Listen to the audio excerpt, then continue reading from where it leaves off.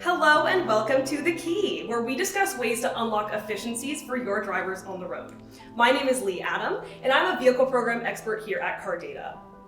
At The Key, we dive into the strategy behind vehicle reimbursement programs and car programs. We will discuss everything between day-to-day operations, spend optimization, and fare reimbursement. That's the key. On today's episode, we're going to discuss the best practice for financial optimization of company vehicle policies in 2024. So today, I'm joined by Corey Noyek, the VP of Finance here at Cardata. Hey Corey, how you doing? I'm doing great. Thanks for having me, Lee. Awesome, so great to hear it. We're very excited to have you today. And so can you start by just telling us a little bit about yourself? Yeah, so as you mentioned, I'm VP Finance and Operations here at Cardata. I've been here almost 3 years. One thing that I like to kind of describe myself is, I'm not the traditional accountant. I'm not just a numbers guy.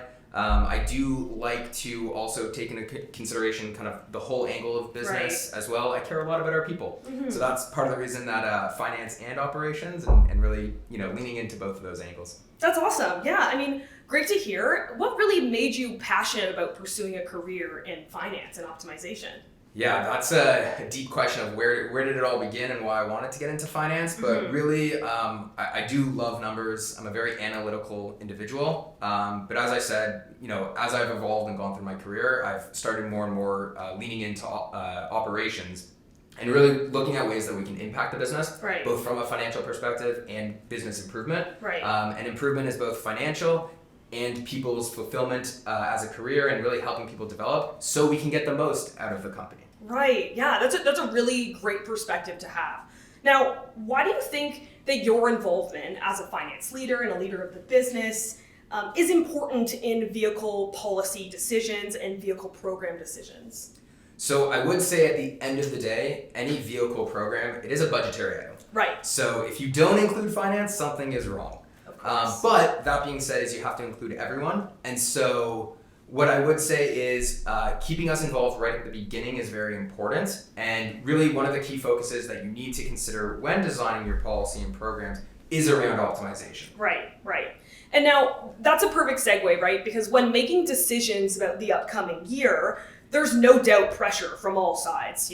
You've got a desire to keep vehicle policies competitive, to keep your drivers happy, but also, of course, to keep costs tight. So, of course, you're probably feeling the heat. So tell me a little bit about what your focus is as a finance leader in 2024. Yeah, so right now, we're right at the start of 2024, so we're just finished the budget season of trying to figure out what 2024 will look like. So you're in those constraints and trying to figure out what will the year look like. Right. And so the other thing that you have to remember is that you're working with all the other teams. So really balancing that act and trying to have that flexibility while trying to make sure that you go into the year and have a successful year. So one of the key components with that is working with all of the other departments and trying to understand what they truly need. And so when building out programs, specifically a reimbursement program, you really need to understand what are the needs of each individual that's going to be on the program. And that's where it goes back to that you are trying to, at the end of the day, optimize for costs and make sure you stay within a budget. But there's other components that you definitely need to think of when building out, whether it's a reimbursement program or any other thing that you're trying to assign a budget to. Right. It's a great perspective too, because although it's an everyday operational cost, it's also very key to strategy and company values and how the company approaches business and operations. So I think that's a really good perspective in understanding that these decisions are not made in a vacuum, right? Like maybe you have a field sales team or a field service team who is extremely important to the business. So I think that's an excellent way of approaching it. And let's also discuss the state of the market, right? So the IRS standard rate is a reflection of the costs of driving across the United States, right? It's an average that attempts to encompass the operating and ownership costs associated with driving into a singular compounded rate. So with the IRS rate changing from 65.5 cents in 2023 to 67 cents rather in 2024, what does this really tell you about our economy today?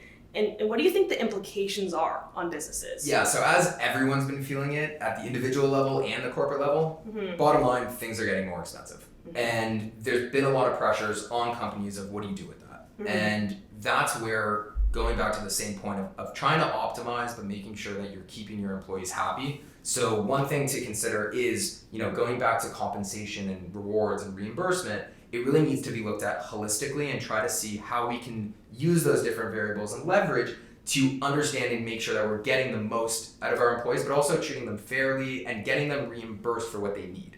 So that's where really working to understand each of the actual components of who's driving. Right. In all of our programs, individuals could have different needs. You could have a driver that drives a lot, very short distances. You could have a driver that's driving very long distances. And if you go back to that IRS rate, depending on how that's built, you may be rewarding or paying more for those high drivers. Right. And so it's really understanding what is the use case that's happening.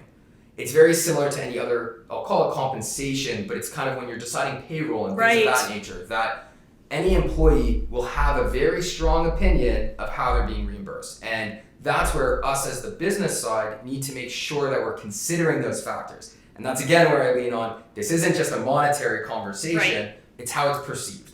And so really trying to make sure you're optimizing again from a cost and a budgetary perspective, but what's the ramification of some of those questions?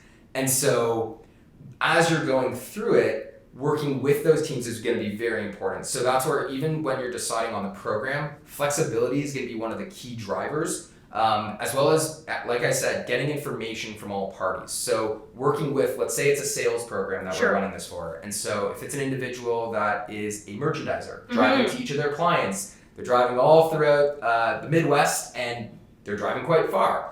That's going to look very different, and what their needs are depending compared to someone else, maybe more on the east that's driving shorter distance, and from that perspective. And if you design the same program for both those two areas, you may have some pretty unhappy drivers. However, if you consider and take into all of that, you really can build a perfect program that not only fits within the budget and does what the business needs, but also will have a really good and be digestible and really appreciated from the driver's side. Absolutely. It's such a good perspective, right? Really taking into account what the drivers need, what the business needs to get the job done, and applying that flexible concept to how you approach vehicle programs. I love that. Now, pairing to that, a really common question that we get in this community is, how do you know you have a problem, right? How do you diagnose it? And how do you become aware that you're either overspending, underspending, over or underserving your drivers? And from a financial perspective, how can managers stay ahead of these bleeding costs potentially? So the first thing I would say is, and again, we just finished kind of our budget season, so it's plan. Any place that you can really understand and take the time to set out and plan appropriately is the best. But then it goes into continuous monitoring. And that's where really it's, the saying goes in finance that you don't want to just set your budget and then put it in the corner. We'll look at it next year and redo our budget next year. You really need to be actively looking and reviewing. So using the data, looking at how drivers are driving, looking at what the reimbursements look like, making sure that it actually aligns with what we're trying to do. At the end of the day, we are trying to reimburse drivers for miles they're driving, which means that if it doesn't line up with the results we're seeing, we have to adjust. And we shouldn't be afraid to adjust midway. And we shouldn't be afraid to look at the data and see, oh, look, we may have made a mistake, but we can make those changes and see if there's a different type of program or different avenue we can go to, again, make sure that the drivers are being treated fairly and that us, from a business perspective, are really getting the most out of our drivers and aligning with the behaviors that we want it to drive. Yeah, it's such a good point, right? And I think this really speaks to the element of what's important when selecting a program, because you're right, it needs to fuel the business, literally and figuratively, it needs to fuel the business. But of course, there are quick wins, right? Like, for example, removing your fleet or replacing your fleet rather with a reimbursement model, or choosing tax optimized solutions, right? And applying an element of accountability, applying an element of a use case element, right? Or a use-based element where you're capturing miles and you're seeing where people are going. I think that's a really great perspective to have to make sure that your people are taken care of, but your costs are also streamlined, as you mentioned. So an important pivot here, I think, is to discuss risk, right? Risk. Talk to me a little bit about insurance. So why, in general, from a financial perspective, is it important for drivers to have appropriate insurance coverage? So first and foremost, as a finance individual, compliance always falls under us. So, you do have to make sure that you're covering the right regulations. And so that's where, again, is at the end of the day, we're trying to make sure that we're keeping the business safe as well as the driver safe. So that's where it leans on where insurance does come in. Right. Making sure that both from a risk perspective and mitigation of risk, we have the right controls and processes in place. So it is hard, and it depends on the business of what is the right amount of insurance. It really depends on kind of what the risk tolerance of the business is. Obviously, in each state, there is a minimum required insurance. Right. So you can default, and that's kind of the minimum level. But I would say, depending on the appetite of the business and really the risk tolerance of the business, that's how you can decide what additional programs you may need. We do traditionally see a bit higher of an insurance. And again, that's because we want to make sure our drivers are safe, but also they are driving for work purposes. And so we want to make sure that aligns with the level of insurance and coverage that we have. So we, again, can be confident that they can perform their roles while safely doing it. Right. I think it's super helpful for people to hear, because a huge common question that we receive is, how do we determine this, right? How do we decide? And it seems like there's a layer of needing to have appropriate protection and compliance, but also understanding the climate and what's going on in the space, which is interesting. And that's where, again, it would go based on the policy that they're trying to select. Right. That would really determine. And again, back to the type of driving they're doing. If you know that someone's driving a lot and far miles, or in, let's say, conditions that may be a bit more rough or rigid, that may be an indicator that you really should have maybe a higher level of insurance there or better coverage. But it really depends on the situation of where the driver's going, and also that tolerance from the company itself. Right. And, of course, using a verification tool to ensure that insurance is up to date continuously from a partner, for example, assists with streamlining that compliance check process and making sure that everything is solid. And, speaking of data and service and ensuring compliance, often partners like Cardata keep market reimbursement databases of up-to-date costs of driving based on vehicle expense information, fuel costs, maintenance in different geographical areas, as well as insurance. So particularly for high mileage drivers, such as field service representatives, sales representatives with those large territories that we were talking about a little bit earlier, how should their managers really leverage their vehicle reimbursement partners to use this data, to use the technology to make better program decisions? Yeah, that's where I would say data really helps make good decisions. If you ignore and go based on gut, you may be right. Right. But having the toolbox and having those resources of really leading with data, adding it to that toolbox, not just saying, oh, that's the data, I'm going to trust it fully. You should still, if you feel something in your gut, there may be something there. But having those resources allow you to really understand how a program or just anything in general is really operating. Right. And that's where, again, going back to optimization, that if our goal here in any program, if we want to ensure that for vehicle reimbursement, for example, the goal would be is how do we fair and equitably reimburse a driver for doing his role of driving day to day? Right. How do we make sure that that's really reimbursing him appropriately? And so looking at the data, both from the driving behavior, so again, as you were mentioning, how far they're driving and things from that matter, but really, again, diving into some of the data that we have at Cardata to see how is that rate determined. And that's where a lot of, with some of the other programs, so if you went, let's say, with a standard IFRS rate, it doesn't really fit the persona, let's say, exactly of that driver. Right. So it's just saying a standard rate. Well, are they driving a truck? Are they driving a sedan? Who knows? Are they picking much the gas? What's the rates of that in that region? The IRS rate is just a standard applied rate. And so using the actual data behind it can allow us to get closer to that actual representation that creates that fair environment, both for the driver and for the company. Because as a company, we don't want to be paying more cost either. Right. And so it's finding that balance. That the other option would be, if you picked an allowance program where it really is, here's a set allowance dollar per month. Right. There's no flexibility there. There's no, well, how do I determine if they drive less this month versus last month? If it's an allowance, I'm paying them the same amount. And so you again have that disparity between the driver who may be frustrated because last month he got the same amount but drove more this month. So again, leaning on the data that really Cardata has to offer, we can design these programs that better tailor and better create that environment for really productive and satisfied on both sides. The driver will be happier because they feel and can see the rate that they're getting. And from a business perspective, we can plan accordingly and also know, again, that we're relying on industry data that better aligns with the actual environment that's taking place. Yeah, and I think that's what makes happy employees, right? People who trust their employer that they're using fair market information. And then there's an element of satisfaction and happiness. And a lot of people might say that finance is just numbers, but I think you're really showing us today that it's not, right? Because you have to consider the impact of those numbers and whether or not people are going to be happy to work there. So I truly think that to have a happy employee base leads to the most productive business, because if the employees are productive to start, then that's how you can really get the most out of them. If you have a driver, let's say on the road, who constantly thinks he's not getting reimbursed enough, or thinks the system isn't going towards his way, he may not behave as much in the way that we want him to work. Right. And even as they're doing their role, they may be thinking about that. So how do you remove that element to really get people back on the road for their role, rather than considering in the back of their head of, oh, I'm driving, but is my company really taking care of me? Mm-hmm. Yeah, it's a great point. Now, pairing to this, right, I think a lot of leaders are asking themselves, how often should I be looking at this, right? Is this an everyday element? What makes sense in terms of frequency of market analysis and looking at mileage totals and tax reports? So what are your advice for, finance operations leaders who are looking to stay on top of these costs? Yeah, I would definitely say review is very important. So as I already said, plan, but it's also review. Right.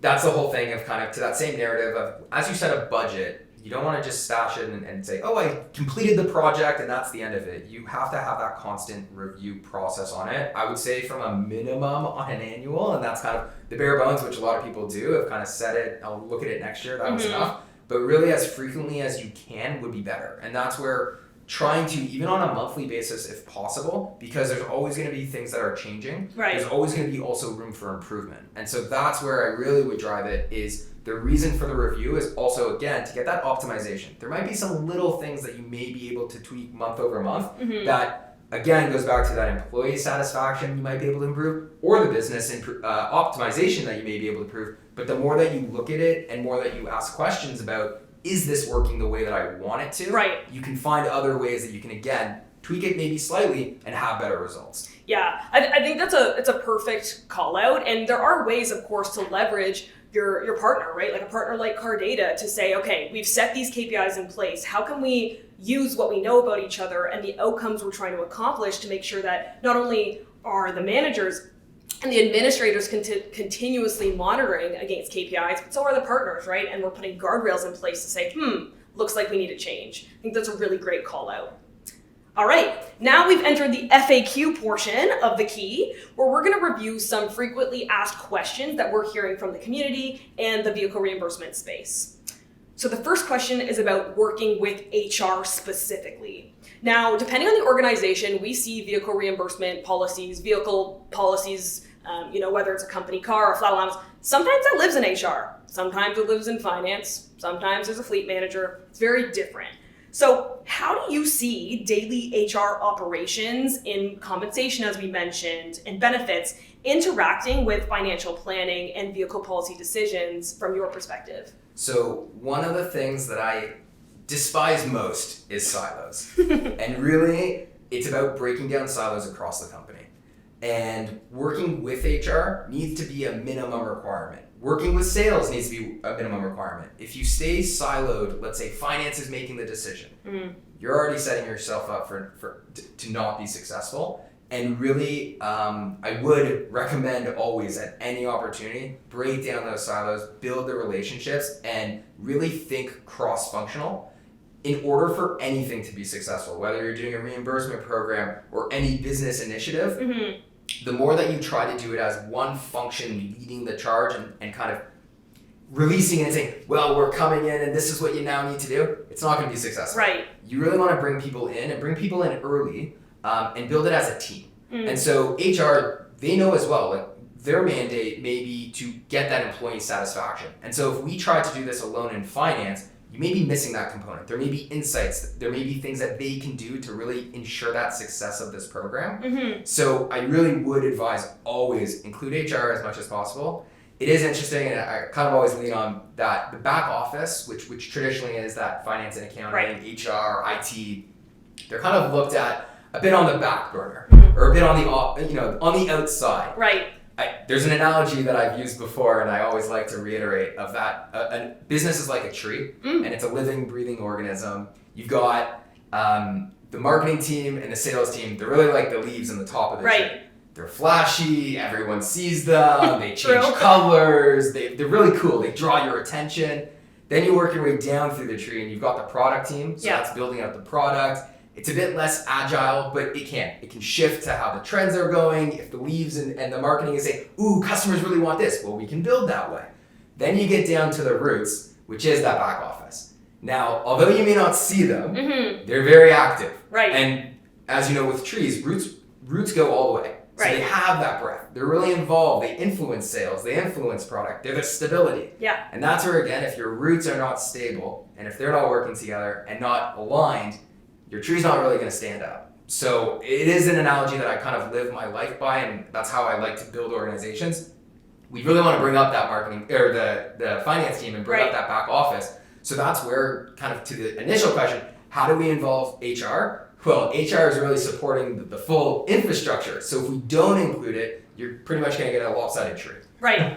Whoa, that's such a good analogy. I love that. I'm going to use that. Oh my gosh, perfect. And you know what? I think this perfectly connects to our last question of the day, which is, how do you see your role changing and the role of finance changing in general in the next 5 years? Yeah, I think finance has been evolving over time. Yeah. There was a report many years ago that basically said the role of an auditor, and that's where I started in financial audit at Deloitte, that role would be completely eliminated by AI.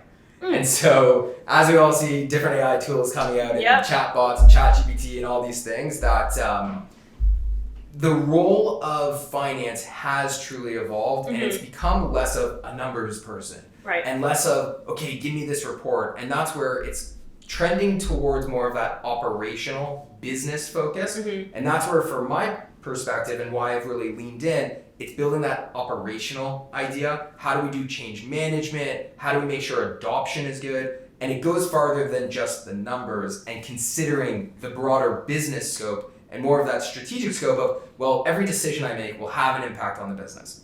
True. Like I said, if we issue a new reimbursement policy to the sales department, they'll have some comments and some feedback on it. So just thinking of, this will satisfy the budget may be one component, but you do need to consider the broader aspect of what does it mean from a business perspective.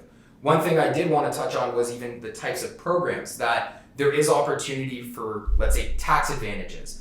So the finance side may say, this program is perfect, an allowance program, switching from an allowance to a fixed and variable component, there may be some opportunity for tax savings, but how will that be received by the team? And how do we make sure that, yes, this is definitely the right decision for the business, we can capture all that tax waste, but how do we deliver that message? Because change is always hard for individuals.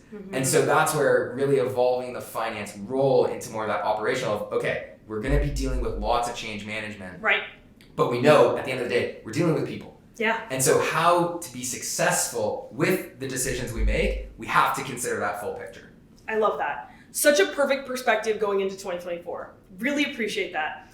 Awesome, Corey. It's been so great to talk to you today. I personally feel very refreshed. So thank you so much for joining us at The Key. Again, it's been really nice to hear your fresh perspective on how finance is growing and being collaborative and really about optimization, but from the perspective of what makes the most sense for everybody, right? Not just the business, but about your people too. Thank you.